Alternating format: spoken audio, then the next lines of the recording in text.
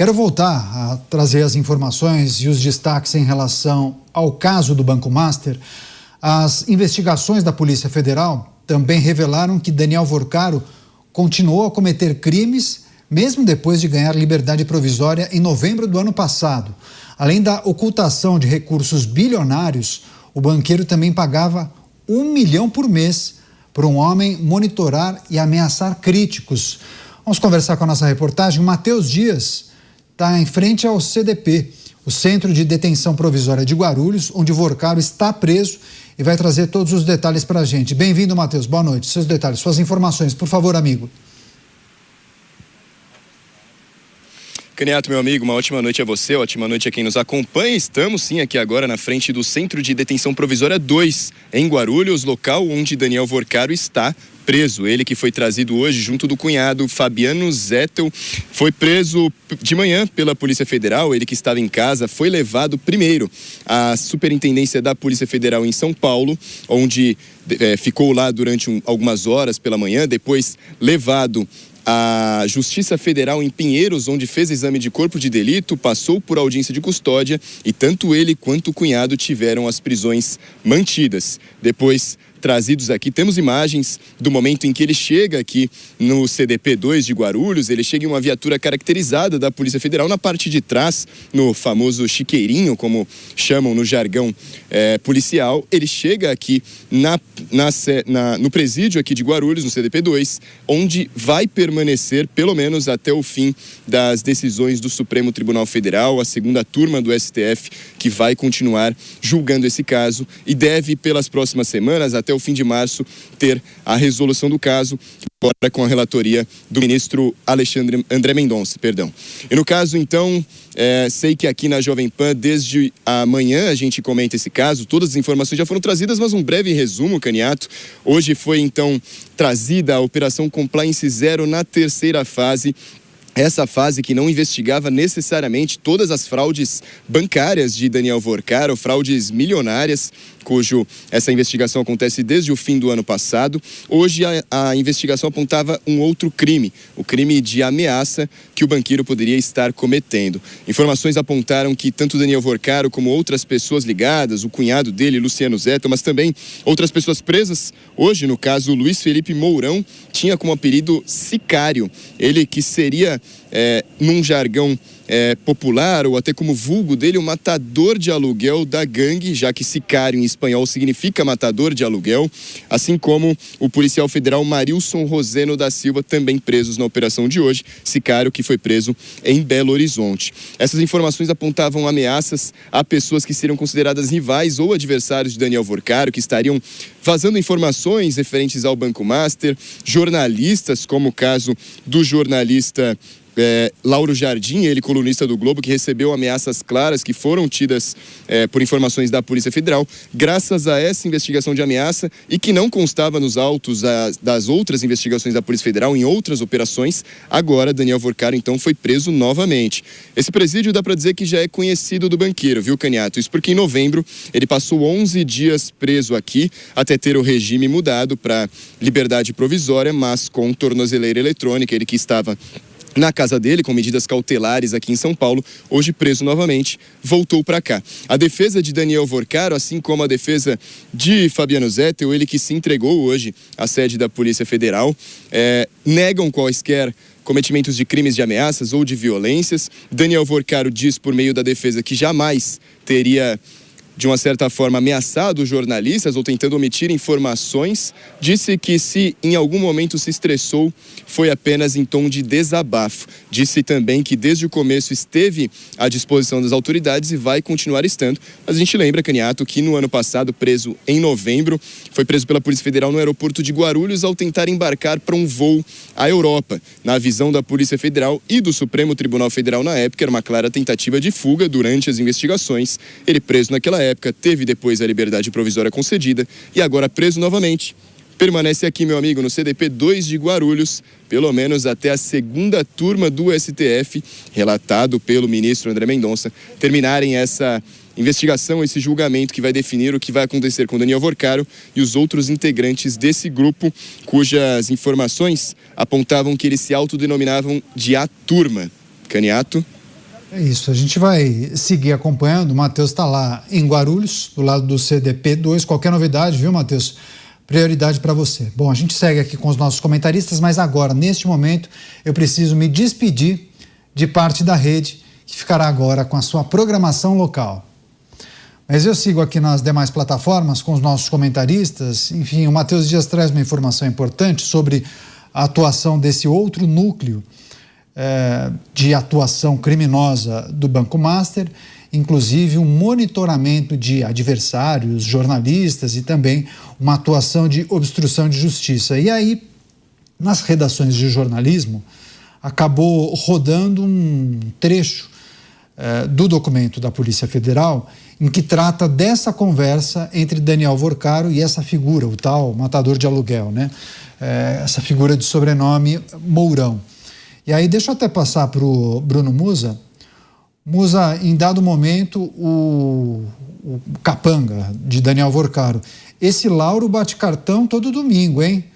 Lança uma nova sua? Daniel Vorcaro, sim.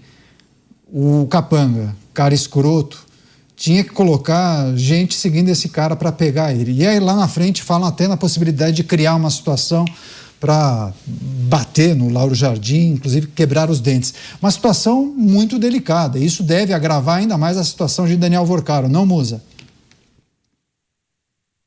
Canhato, se nós estivéssemos falando de outra matéria, por exemplo, de um crime organizado, e você estivesse lendo essas mesmas, a mesma forma como está escrito, talvez não tivesse diferença nenhuma. Ou seja, nós estamos falando de um banqueiro, que era uma pessoa que esbanjava tudo, essa vida nababesca, e assumindo forjar um assalto para quebrar os dentes de um jornalista, que era chamado de escroto, porque ele noticiava as falcatruas que estavam acontecendo. Veja realmente toda a inversão que a gente vê nesse caso. Nós vimos outra frase dele a respeito de uma funcionária do grupo em que ele falava, abre aspas, vamos moer essa vagabunda. São vários trechos ali que mostram realmente algo de bandido. Não é simplesmente alguém que praticou um ato aqui. Não, nós estamos falando realmente de uma organização que, como nós falamos no primeiro tema, era uma organização criminosa que passava por uma organização criminosa também cibernética.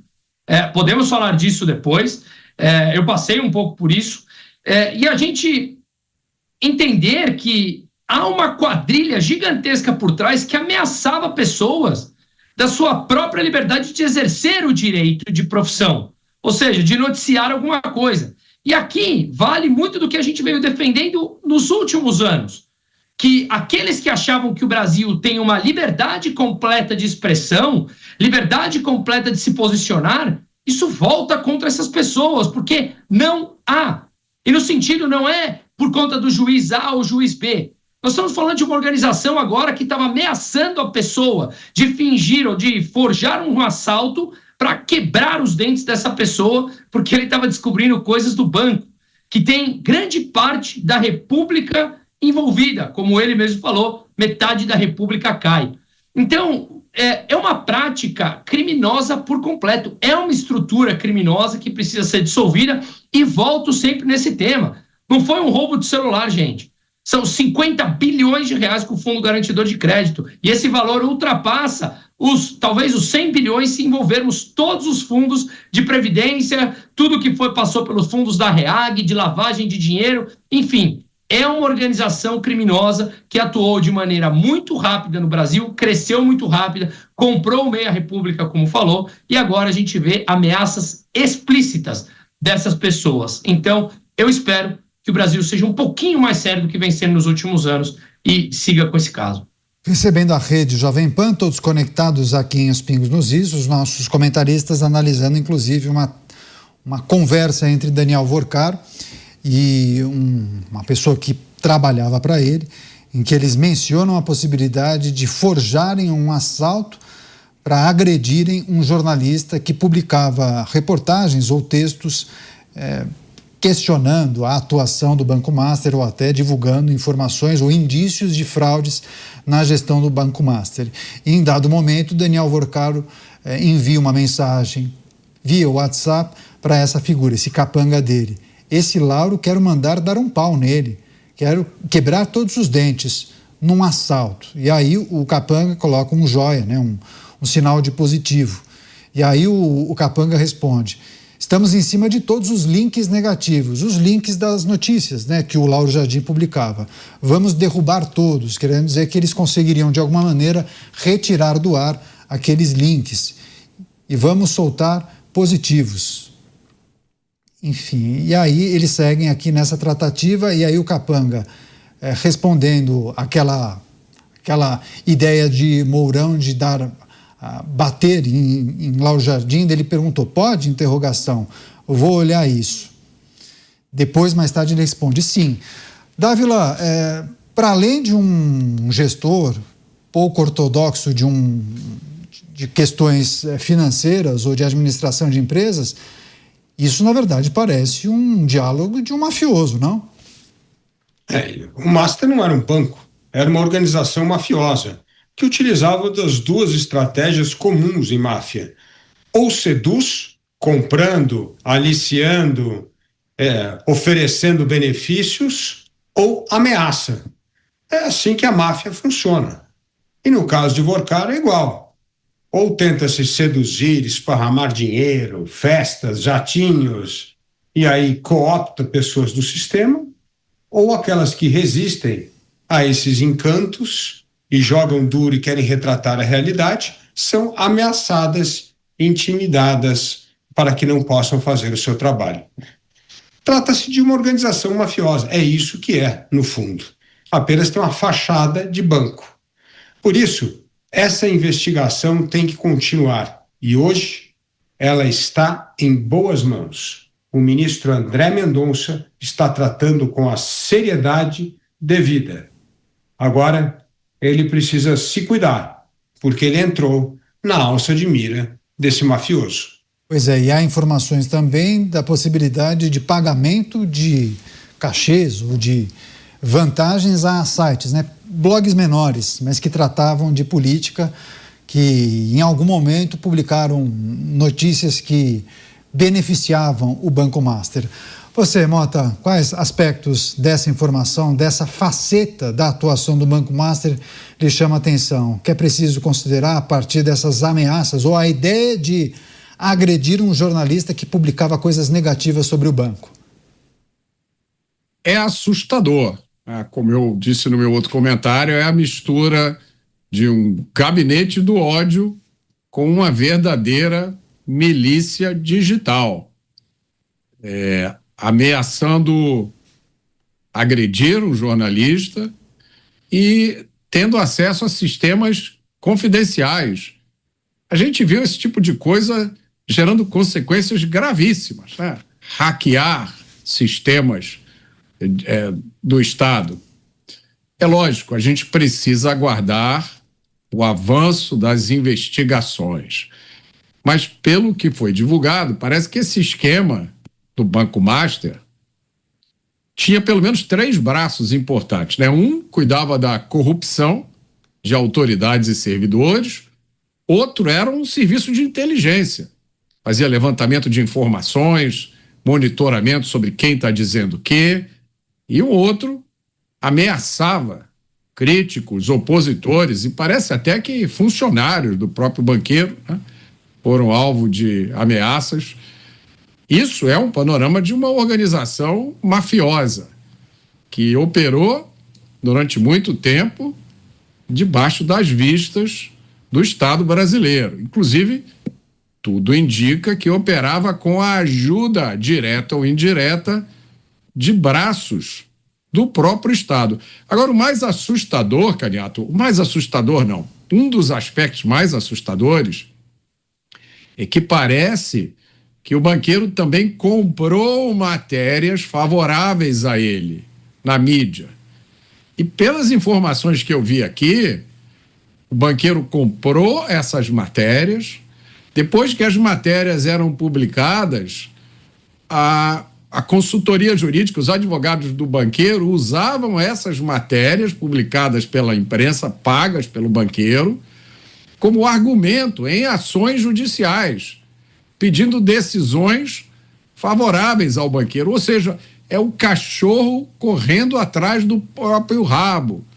É um ciclo vicioso aí, em que você compra cobertura favorável e usa essa cobertura para justificar decisões judiciais ao seu favor.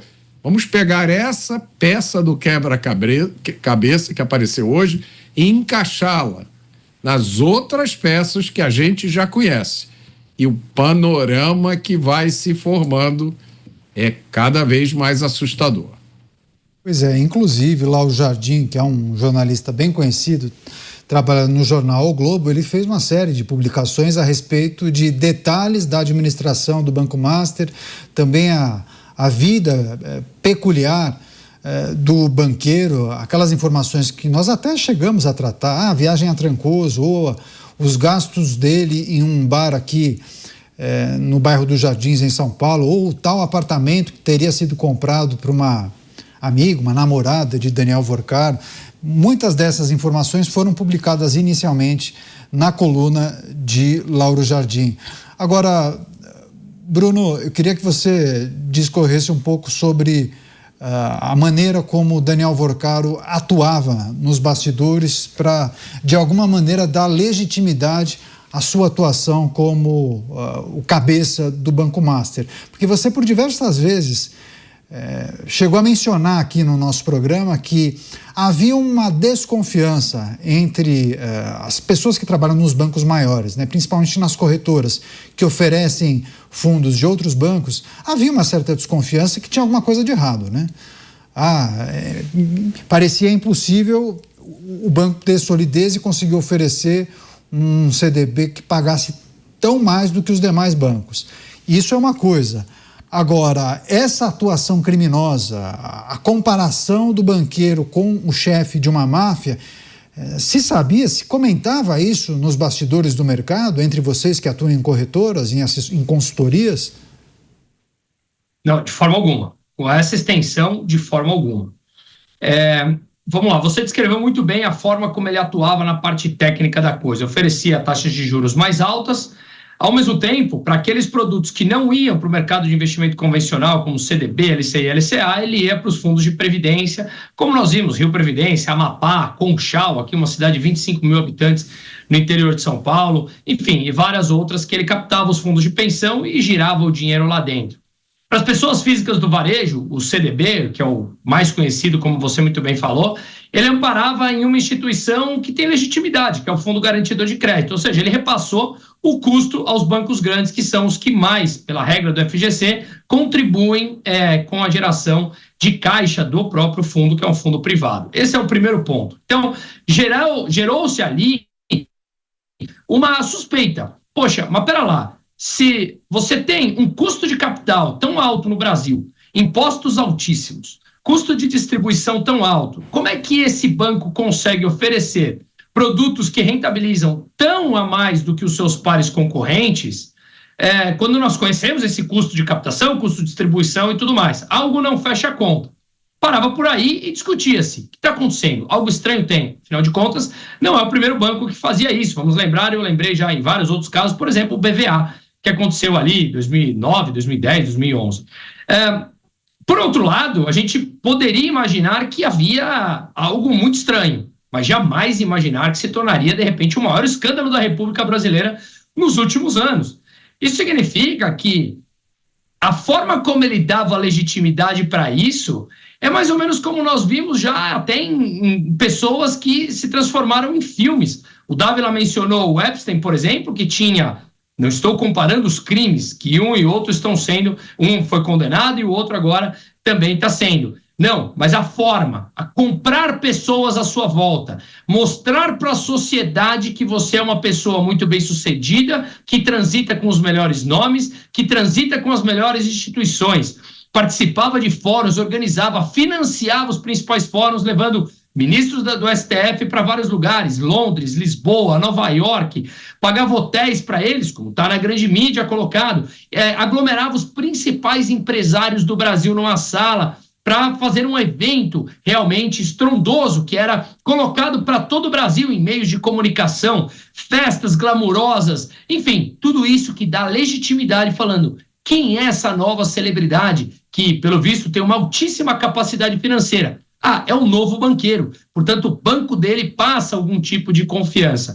Essa, na minha opinião, era o que ele dava legitimidade. Mas eu acho que ele passou muito do ponto e, obviamente, quando você compra muita gente, a coisa começa a degringolar. Afinal de contas, você começa a ficar numa estrutura extremamente cara e cada vez precisa de mais capital para financiar esse castelo de carta. Quando um cai, a coisa começa a desmoronar. E aí, estamos hoje no dia 4 de março.